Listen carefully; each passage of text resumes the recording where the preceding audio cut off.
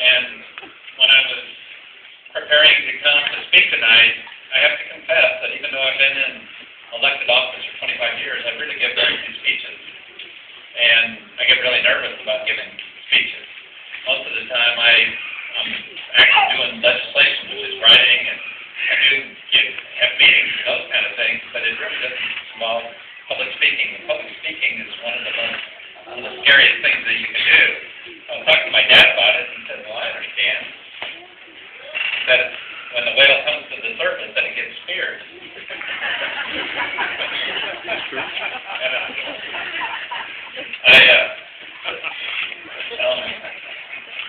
When I was getting ready, I went out and I listened to some commencement speeches that were out on the internet.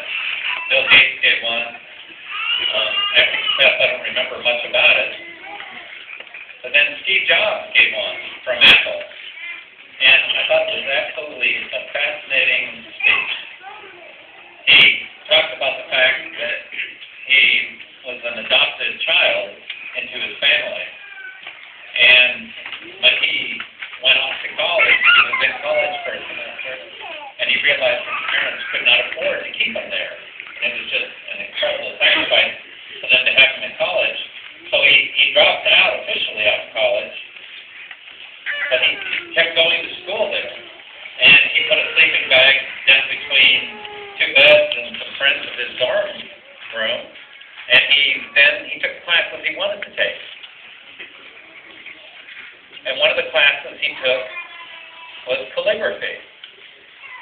Now, we all know that calligraphy is these beautiful letters that they take, and it takes extraordinary practice for them to get it down. And it is writing, but it's absolute art. Now, in his speech, he talks about the fact that in life you can never connect the dots looking forward. Quite often you can't connect the dots looking forward, but it's only when you get to the end of the journey that you can connect the dots looking backward. And his dropping out and taking this class that he loved at the time, you would think calligraphy, there are a lot of parents who would be horrified if their child went into calligraphy. What will you ever use that for? How will you ever make money with that? Well, his calligraphy and his love of writing became the foundation for all the artistry in the Mac computers and all of these beautiful, that created the signature line for the Apple Computer Company and, of course, the billions of dollars that he's made.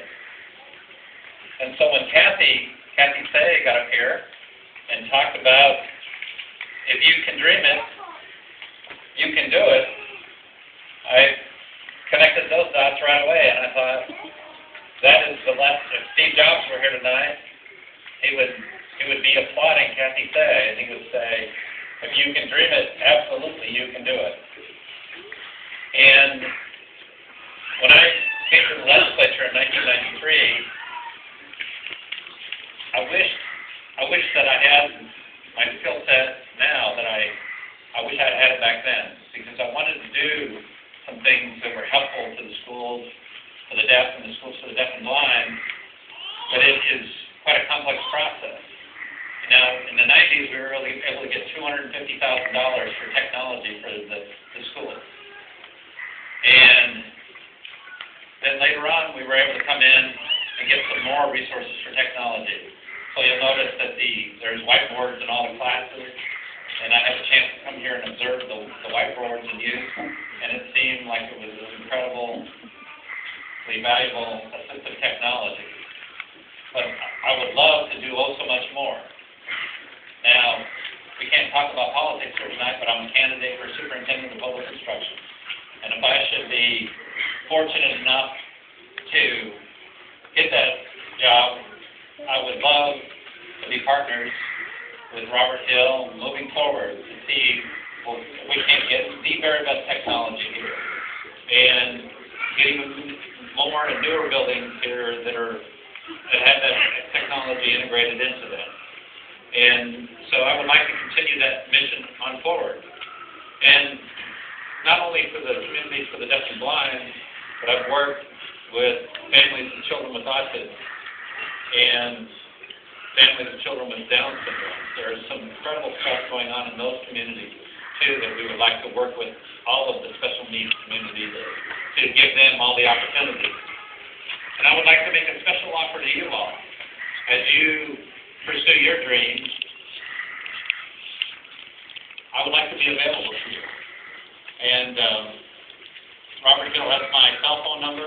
I would like him to share that with you, and to also, it's a texting device, so if there's any way that I can be helpful to you, I hope that you feel free to communicate with me and to let me know how I can be helpful, because we want your dreams to come true.